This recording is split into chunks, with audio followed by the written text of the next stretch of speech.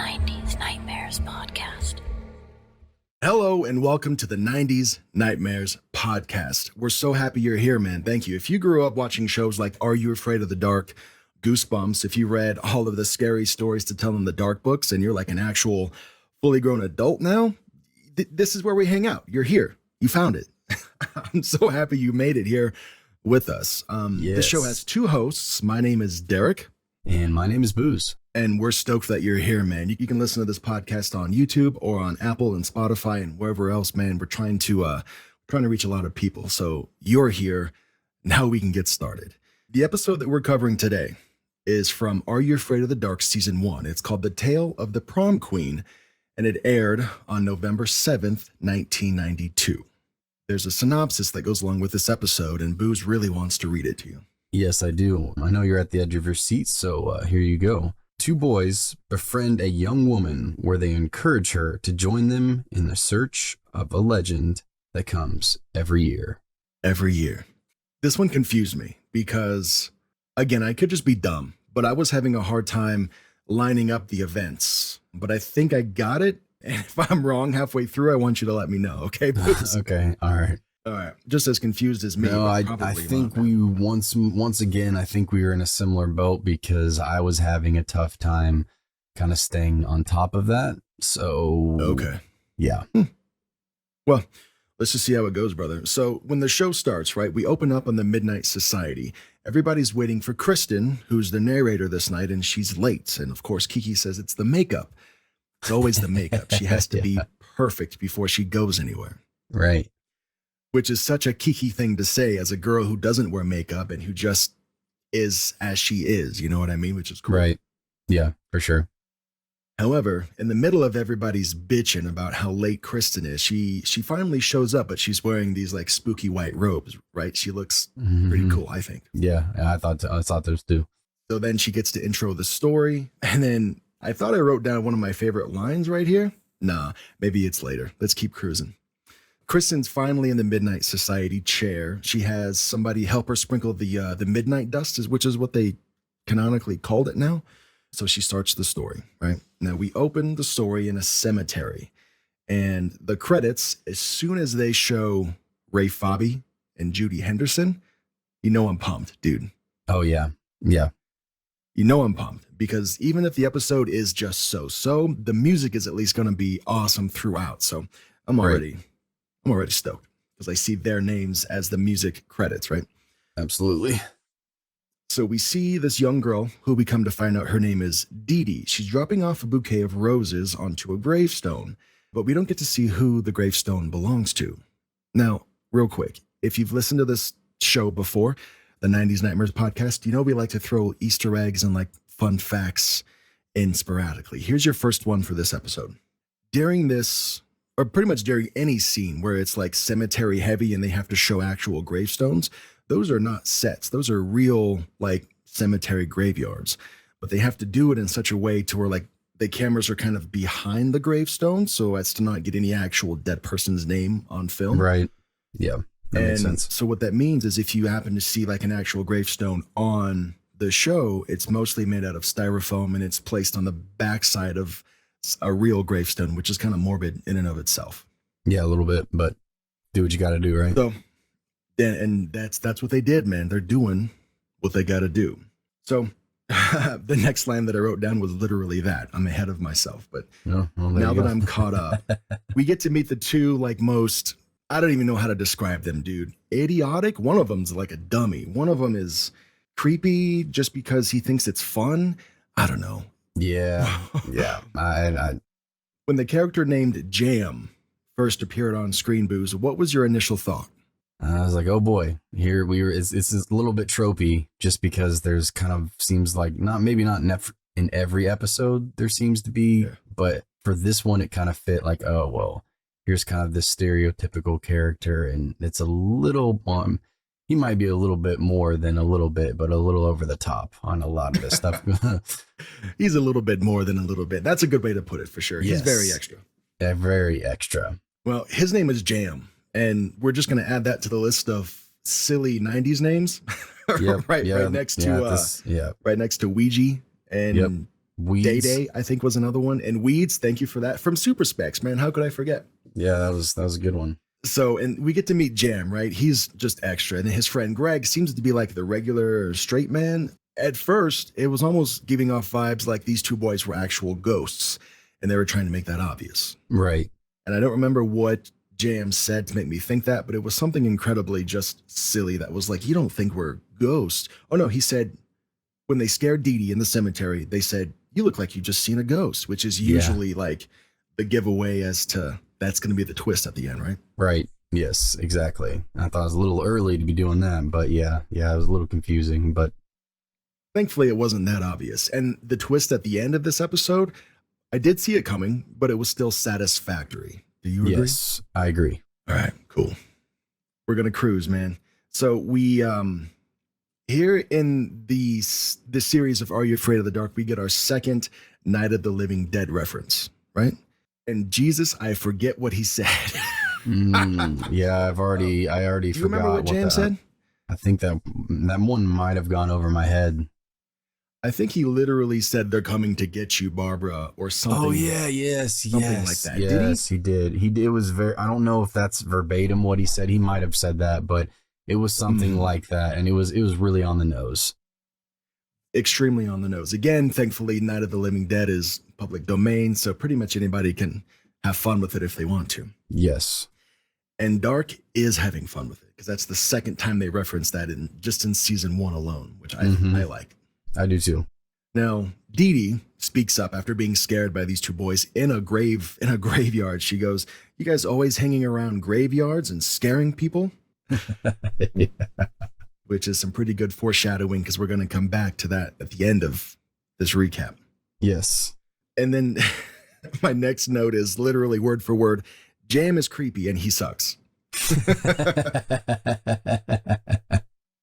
Yeah, I don't think I could agree with that any more than that. That's pretty much straight to the point, and it's perfectly said, because that's exactly what he is. I don't want to be homies with Jam. No, thank you. No, not at all. So we get to hear Jam tell the story of the prom queen, and now he tells a story, and I might need your help with this, but there was a young girl it was prom night, right? A young girl is waiting at the cemetery gates to be picked up by her boyfriend so that they can go have a good night together. Right. However, boyfriend never shows up. Yes. And while she's waiting, it's way past prom time, but she's still waiting for somebody to come pick her up. A car comes careening around the corner, loses control. I guess the dude is just super drunk out of his mind, hits this young girl, and she dies, right? So now she's died at the cemetery, and the ghost story is she lives at the cemetery, and every year on prom night at midnight, she comes and she actually visits the cemetery just to scare people. Is that right? That sounds accurate to me. Cool. All right, cool. One of the oldest ghost stories, like, known to man, but I'm glad that there's an Are You Afraid of the Dark version. Right. Yeah. I mean, it is a little, it's just one of those ones you could pull from a hat, and you've seen it done a million times, but I'm glad they did it as well. So I'm not upset that they did. Heck no. Which is why almost every twist was kind of, foreshadowed, and you can like definitely see it coming. But since it's through the lens of, DJ McHale's series, it's cool. It just feels good. Right. So this whole time, Dee Dee's like scared. She's upset that these two boys just cornered her in a cemetery and scared her. But when Jam starts telling the story of the prom queen, her mood shifts. She's like, "Oh, this is actually cool. I can help you guys find this prom queen. Let's go look for her right now." She's like, "Let's go. Put your stuff down right now. Let's do it." Which I thought was weird. That was a super fast, mood shift for her. Right. So they spend the rest of the afternoon looking for the gravestone of the girl who was killed that night on prom queen. Like, I don't know, 100 years ago? Doesn't matter. Yeah. And they don't find it. So then they go out to lunch. Now at lunch, according to my notes, they went to go find, so at lunch, they're like, let's go find a way to get records of this accident, because shouldn't there be a record of every, not only maybe accident, but like fatal accident? Somebody's got to keep that away somewhere. And I think Greg is like, yeah, it's at the library, probably. Let's go look.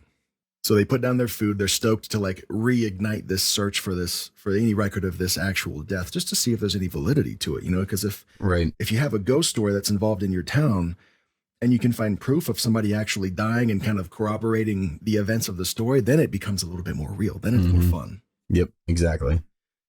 So they're at the library. They've got this microfilm machine. They're cruising through old newspaper articles, and they actually find what they're looking for.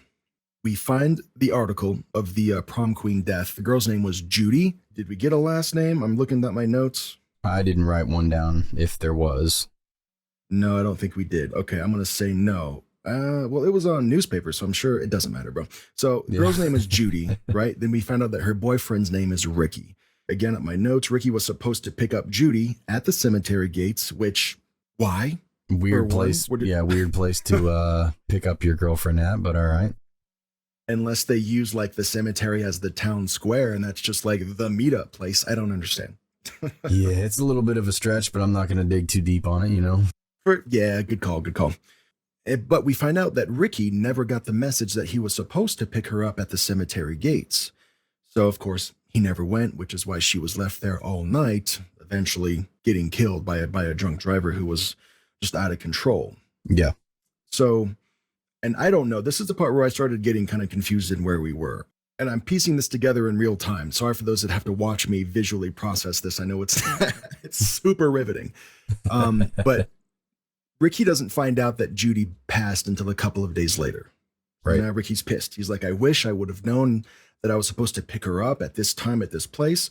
I didn't because Mom confirmed that he never got the message. I don't know how she knew that he was supposed to go, but he didn't.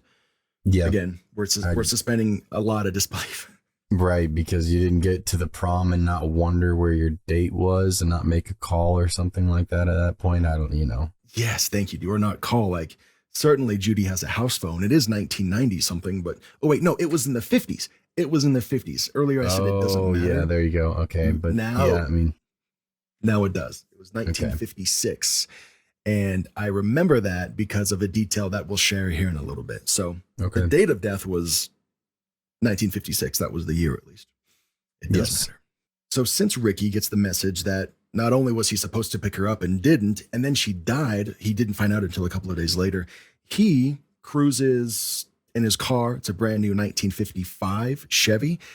He cruises out. I guess he loses control, or maybe he like just deletes on purpose over a bridge into a lake, and that's where he dies. So morbid. Very much, very much. So when Dee Dee sees this article and she gets to read like the fact-based, journalism that this thing is, she almost seems relieved. She's almost has like a sigh of relief, like, oh, Ricky didn't know. And then he died just a couple of days later. Oh, it was like, she seemed relieved by that. Did you pick up on that? Yeah, I did too, because she seemed her reaction to finding out those news was a little like, okay, why do you feel so connected to this news, Right. And it's at this point, I still don't know that the big twist is coming. I'm still trying to figure out if the boys are ghosts or not, and if they're just messing with her. I'm still trying to figure that out. Right. But anyways, since Julie seems almost relieved, all of a sudden she suggests, now she's full on ghost hunter mode, dude. She's, what's that dude's name? Zach Baggins from Ghost Hunters. Yeah, she was full on ghost adventure time. She's in it. Yep. Yeah. She's like, get the night vision, get the crew. Let's go do a seance later tonight so that we can see if we can call Ricky from beyond the grave. Yep. Under his watery grave. I like that phrase. Oh, yeah. Yeah. Dee Dee has a moment with Greg where they almost kind of like profess their love. Like Greg tries to say like, hey, Dee Dee, you're a down ass B. I'm a fan of you. Mm-hmm. She goes, okay, let's quickly move past this and I'll see you at the seance tonight, right? And then she says the word keen. Did you pick up on her saying keen? That one must have went over my head too. It was a moment in the episode. She goes, keen. Like she says, Greg, are you down to have the seance later tonight? He says, yes. She goes, keen. And then so I did a little bit of research on the Googles, and I saw that like the term peachy keen was kind of coined in the late 40s. I forget by who. But that seems to check out with like the vernacular and how certain like cultures and generations will pick up on different slang. So since the phrase peachy keen was kind of coined in the 40s, by the mid 50s, it would have almost been like culturally normal to say keen, the same way you or I would say, cool or dope or whatever now. Yeah. Okay. Also, side fact, I was at work the other day and I think I said the word dope to somebody. I was like, hey, did you bring that paperwork? And he said, yes. And I said, yeah, dope. And he goes, how old are you? I said, I'm 30 something. And he's like, yeah, okay, cool. I thought so. Oh my God. And I was like, what? What does that mean? Excuse you? What does that mean? Like, is that a good or a bad thing? I felt attacked, dude. Yeah. Yeah. Was it an older gentleman or was it a younger guy? He was another dude that seemed, I didn't press anything and I didn't say, well, how old are you? But he seemed to be my age, but he was like the kind of guy that made like actual effort to stay hip on what's cool now. So even though he's maybe the same age as us, he wouldn't say dope or whatever. He would say bussin'. I'm exaggerating, but he would use like Gen Z phrases or like dead ass. You know what I mean? Like he's a 30-something-year-old dude saying dead ass unironically. Yeah. He's like that. So Yeah. No cap, bro. Yeah. No cap. He's capless. So even though I felt called out by this dude, it didn't bother me because he's not worth me being upset over it. I guess is the point. Right. Anyways, getting back to Are You Afraid of the Dark? That is what we're talking about, right? She says keen, which is kind of the first clue. If you're like really paying attention, when she says keen and then she jumps up and walks away, that should have been like your first big reach clue, right? And then even Greg goes, keen? Who says keen? Yeah, who are you? So there, we just spent a lot of time talking about keen. Yes, we did. Later that night, the three of them, Dee Dee, Jam, and Greg, they're on a small boat on the water. The seance begins with Dee Dee leading. So this is the same girl that was like spooked to hell and back when these two boys got her in the cemetery and they cornered her and they scared her. Now she's like leading the seance, dude. She's full on. Yeah. Let's talk to the Let's dead. do this. Yeah. As she's doing the seance, Greg and Jam are like, wow, you're really good at this. It's almost like she's done this before and she knows what to say. Mm-hmm. As she's doing the seance and she's doing her chants and she's, speaking to Ricky from beyond the dead, we see bubbles start popping up on the water and this scares the dudes, right? They're like, oh, hold on a second. What was that? Now, eventually the bubbles, they get stronger and stronger. And now they're like full on scared. Jam is like, Greg, grab the paddle. Let's go. Row. And Greg's like, okay, dude, I'll paddle by myself, I guess, while you're yelling at me. And the whole time Dee Dee's like pumped.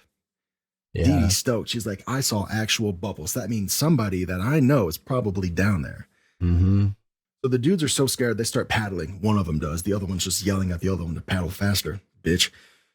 They eventually paddle their way back to land, and this is the most dramatic jump off of a boat ever. They could have just calmly and gently stepped up and put their foot on the ground, but no, all three of them leaped. Yes, they did. I noticed the same thing in the scene. I'm like, wow, you guys are, I realize you probably want to get out of there or get off of that boat, but that was a little bit of extra sauce you put on there. But okay, all right. That's one way to get out of a rowboat if you want to. For sure. So I'm going to assume that seance happened on a Friday night because they agree to come back the next night, Saturday night, which is when actual prom night is, because it's always on Saturday. Mm-hmm. I think. I believe so. So they say, okay, this wasn't spooky enough. Let's come back the next night at midnight at the cemetery and actually see if we can see this ghost come to fruition. So they agree to do that. So now this is where we get the cut back to the Midnight Society. Kristen says the next day they check the cemetery records and they find the name Judy Larson. Oh, that was her last name. Larson. There you go. Found it, man. Mystery solved. I know everybody was like super. Yeah, they were upset. They were upset about that for sure. What's her last name? Damn it. Yeah, they paused it and they actually left and we're going to come back and listen until they found out. So makes sense. Welcome back. So we know the last name. It's Judy Larson. Cruising up on my notes real quick. Kristen confirms that the name was Judy Larson, and she also confirms that they found her grave this time. So they go back to the cemetery Saturday afternoon, evening-ish, I guess. I'm just piecing all this together, dude. Yeah. I'm winging it, man. Yeah, it works. It works. We're cruising, man. Thanks for coming with me. Yeah. So they go back for round 2 of gravestone searching. Now that they know her full name, they're going to have an easier time finding it. What were they looking for at first? So they finally find Judy Larson's gravestone. And I did a little bit of detective work and I fast I fast forwarded and I rewound a couple of times, and I tried to see if I can get a confirmation if the gravestone that Dee Dee was putting flowers on at the beginning of the episode is the same gravestone that they were standing at now that said Judy Larson. And I couldn't, but we're going to assume that it is anyway, right? Yeah. I was trying to do like this triangulate thing where in the background of shot one, I saw this tree that was kind of angled this way, but I couldn't find the same tree in the background of shot two. So whatever. I was trying to be cool, but failed. I mean, you get an A for effort, right? Yeah, I guess I'll take that. So we're just going to move forward thinking that the gravestone she was at in the beginning of the episode was her own, and she was paying her own respects to. The three of them are sitting down. They're huddled together, waiting for midnight to come. All of a sudden, it's dark, right? It's almost midnight. It's cold. All of a sudden, we hear a jingly sound. And we find out that this is Jam's cousin wearing a ghost robe, and he has headlights on his head, and he's got like a chandelier up his sleeve, and it's all super, super cheesy. Yeah, very much.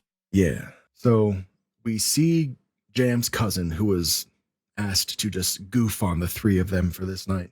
We see him walk past, which is actually a pretty cool shot. Can you imagine like an actual ghost walking past you?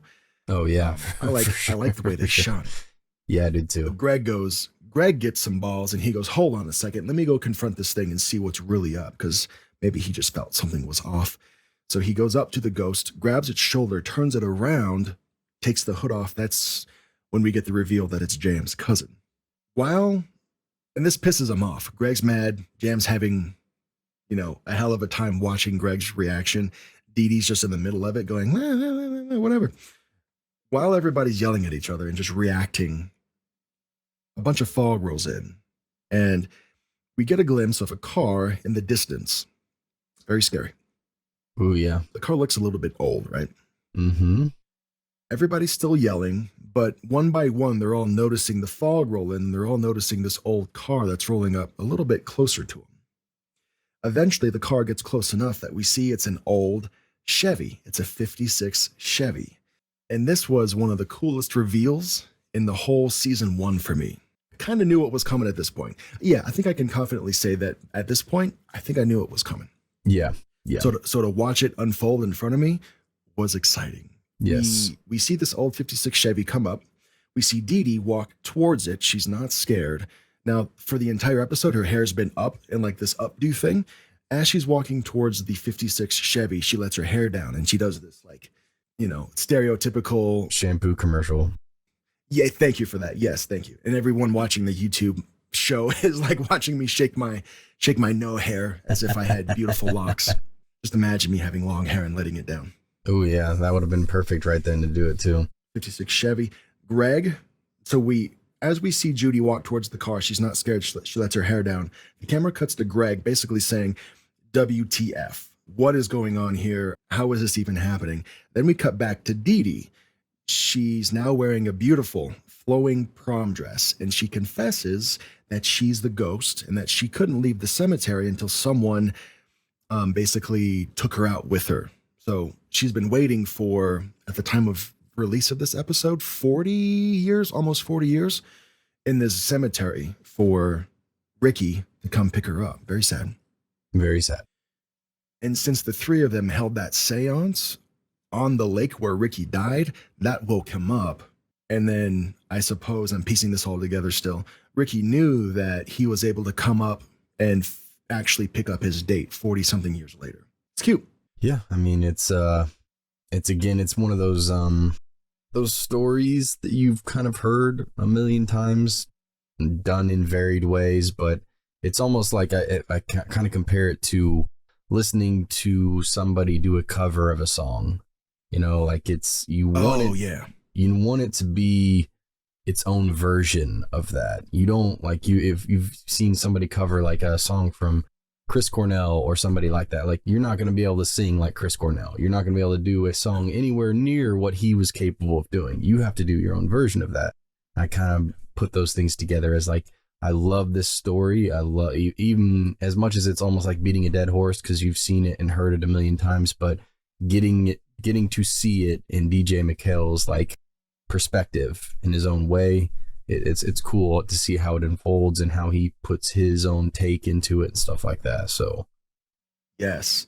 I love how you brought up the cover thing because I don't want to hear the same song twice, by No. two different people. no, I want to hear another version of it. right. It was such a good analogy, man. So two more things before the street lights come on, and I'll tell you what that means in a second.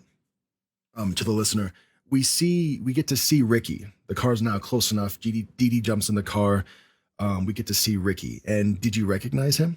Think I did, but maybe when you pointed out, I might remember. I think his real name is Adam McKay. That's the same dude that played Dean Burkham in The Sorcerer's Apprentice, just an episode or two ago. Yes, it was. Wow. He's back, baby. He's back. He is back. He played a very good, 50s handsome dude, don't you think? Oh yeah, for sure. You could have easily put that guy in The Outsiders and he would have fit right in. Absolutely. So once Dee Dee confesses, that she's been the ghost the whole time, Greg's like, well, wait a second. Your name's Dee Dee, the girl who died. Her name was Judy. And Dee Dee goes, yeah, Judy is my name. Dee Dee's my nickname. As if, you idiot. Yeah, come on. You didn't make that connection.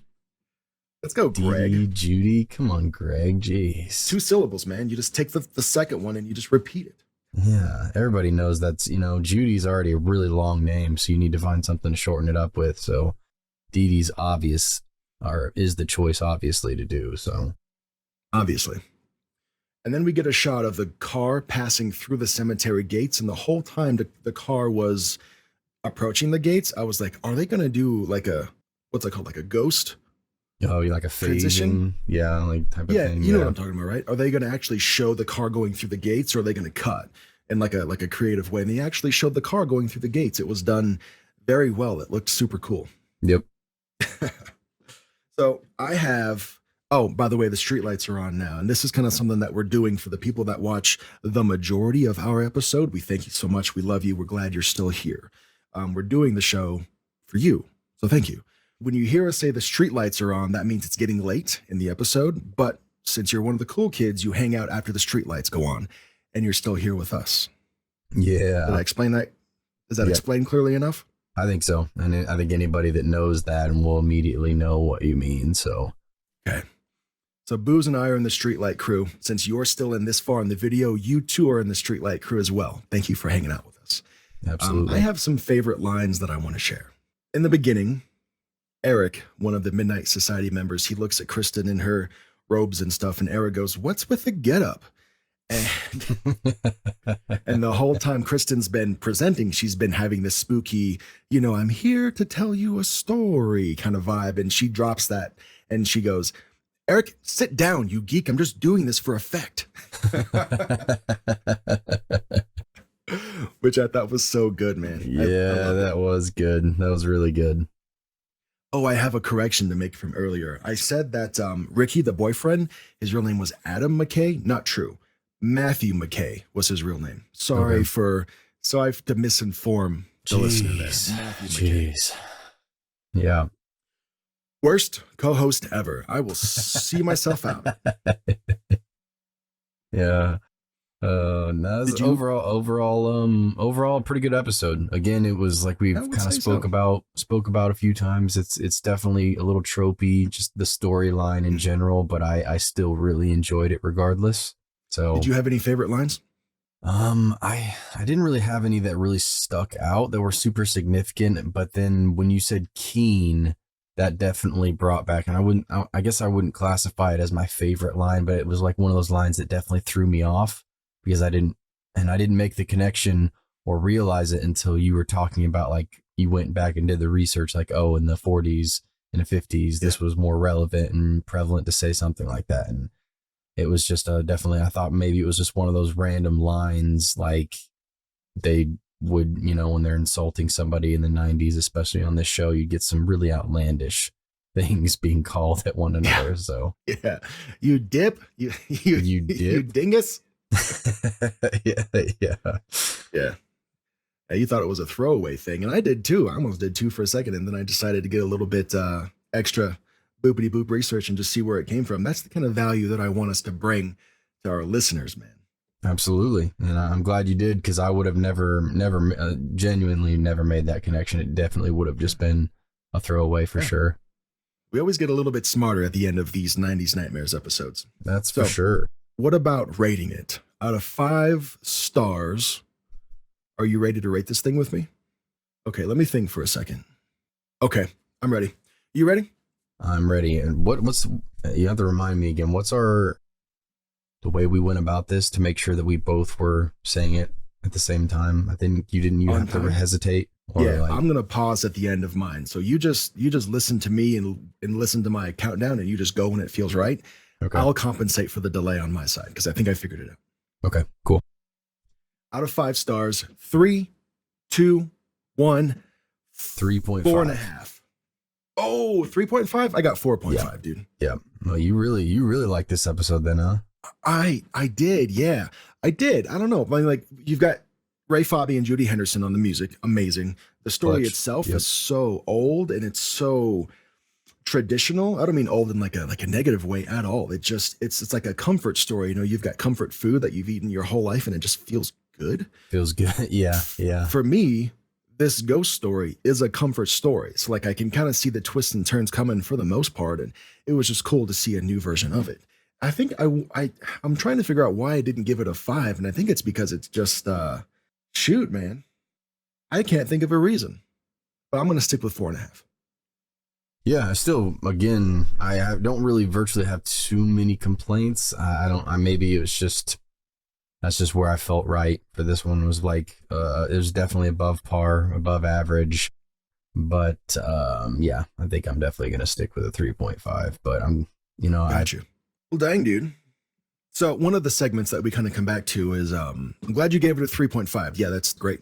One of the segments that we come back to is, can Booze and Darek fight the big bad in any particular episode? But I'm going to be honest with you. I don't want to fight Judy Larson. Yeah, I don't either. She didn't do anything wrong outside of lingering at a cemetery for an extended period of time.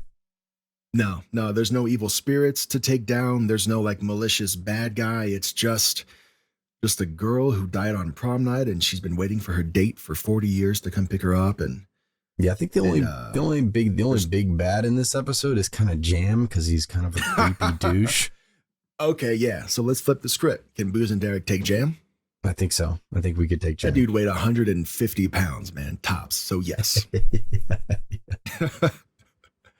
So yes, he may have worn some like oversized clothes, but nah, dude, he weighs 150 pounds.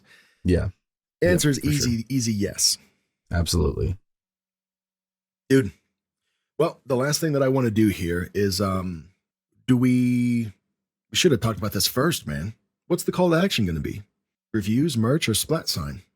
I'll leave it up to you, whichever one you feel needs to go first or at the forefront of all of that. Let's talk about some merch, man. Okay. So our merch store is going to be linked in the description, of course, as it has been for the last almost every episode. Mm-hmm. You can buy, original 90s Nightmares, hoodies, hats. There's like cool cups and stuff. There's stickers. Get your own, dude. I bought like the classic green skull hoodie. It is my new favorite hoodie. And I ordered one for my wife because she kept stealing mine. Like, damn it, give me that back. Yeah, dude. She goes, no, it's mine now. This is just how like relationships work. And I said, yeah, I understand that. So I bought another one. So there I own 2, man. Yeah, so check to it be out. fair, they are super. The quality is very high, very comfortable, very comfortable. I have one of those hoodies of my own, and it is definitely one of my favorite ones, especially because I'll hit the gym in the morning and it's a little chilly out, not like freezing, so it's cold enough that I can just throw a hoodie on, and I kind of don't want to take that off. It's super comfortable.